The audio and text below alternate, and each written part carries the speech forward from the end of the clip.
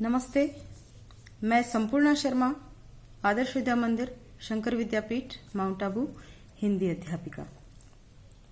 बच्चों, आज का हमारा विषय है वचन, जिसे हमने हिंदी की व्याकरण से लिया है।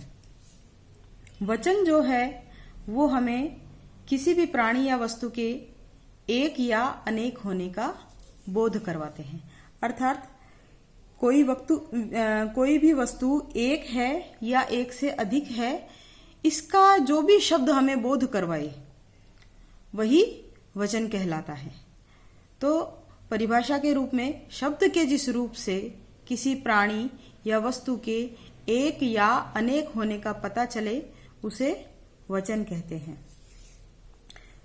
बहुत वर्षों पहले दूरदर्शन पे एक संगठन में शक्ति है ऐसा करके एक कार्यक्रम आया करता था, जिसमें कार्टून पिक्चर थी और उसमें जो गीत दिया गया था उस गीत में ऐसे अनेक उदाहरण थे जिसमें ये दिखाया गया है कि एक और अनेक क्या है ना।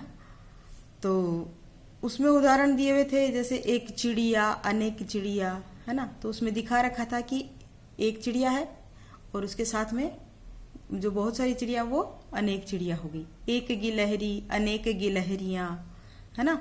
सूरज एक, हम देखते हैं सूरज एक है ना, जो हमें दिन में रोशनी देता है। चंदा एक, रात को चांदनी फैलाता है। लेकिन जो टिमटिम करते छोटे छोटे तारे हैं वो अनेक हैं। तो यही है एक और अनेक, है ना। सूरज एक, चंदा एक, तारे अनेक। तो आज जो वचन है हमें उसी एक और अनेक का ज्ञान करवाएगा। हिंदी में वचन दो प्रकार के हैं, है ना। वचन के दो भेद हैं। इसे हम इस प्रकार भी समझ सकते हैं कि जैसे बस एक होती है, लेकिन बस के अंदर सीटें जिसपे हम बैठते हैं वो कितनी होती है ना, काउंटेबल होती है। लेकिन फिर भी एक बार हम उनको देखेंगे तो अनेक सीटें ही कहेंगे, है ना। तो बस एक है, उसकी सीटें अनेक है। बस को चलाने वाला ड्राइवर एक है, लेकिन उसमें यात्रा करने वाले यात्री अनेक हैं, है ना। अब हम आते हैं इसके भेद पे। तो हिंदी में वचन के दो भेद माने गए हैं, है ना। एक वचन, बहुवचन। हिंदी में तो वचन के दो भेद माने हैं, किंतु संस्कृत में वचन के तीन भेद माने गए हैं। तो संस्कृत में एक वचन, द्विवचन और बहुवचन, किंतु संस्कृत में तीन वचन है। हिंदी में ये दो ही भेद माने गए हैं, एक वचन और बहुवचन है।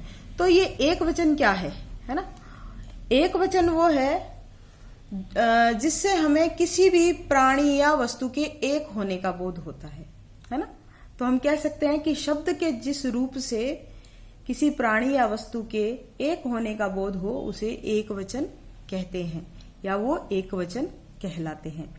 उदाहरण के तौर पे हम देख सकते हैं, जैसे अगर एक लड़का है तो उसे हम लड़का कहेंगे, है ना। एक ही घोड़ा है तो उसे घोड़ा कहेंगे।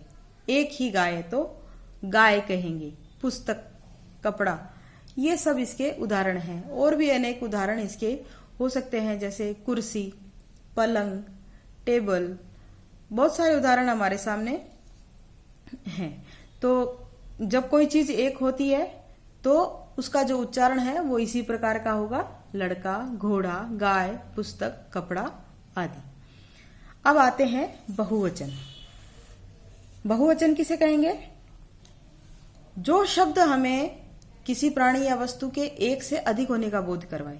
अर्थात हमें जिस शब्द से यह ज्ञान हो कि कोई वस्तु एक से अधिक है, अर्थात जो शब्द हमें किसी प्राणी या वस्तु के एक से अधिक होने का बोध करवाए उसे क्या कहेंगे? उसे बहुवचन कहेंगे, है ना। उदाहरण के तौर पे जैसे हमने एक वचन में देखा था लड़का, तो लड़का का हो जाएगा, अगर एक से अधिक है तो लड़के, है ना। घोड़ा है तो घोड़े, गाय है तो गायें, पुस्तक है तो पुस्तकें, कपड़ा है तो कपड़े। इसी प्रकार जो दूसरी चीजें हैं उनके भी हम बहुवचन बना सकते हैं। जैसे एक बताया था कुर्सी, तो हम कह देंगे कुर्सियां। पलंग, पलंग का तो एक ही रहेगा पलंग, अगर अधिक पलंग है तो भी वो उसको पलंग ही कहेंगे। बहुत सारे उदाहरण ऐसे मिलेंगे जिसको हम बहुवचन और एक वचन में शब्द वही उपयोग में लाते हैं। तो आज हमने पढ़ा वचन, है ना। वचन की दो भेद हैं, एक वचन, बहुवचन। वचन हमें किसी भी प्राणी या वस्तु के एक या अनेक होने का बोध करवाते हैं। मैं समझती हूँ आज का पाठ आपको समझ आया होगा। धन्यवाद।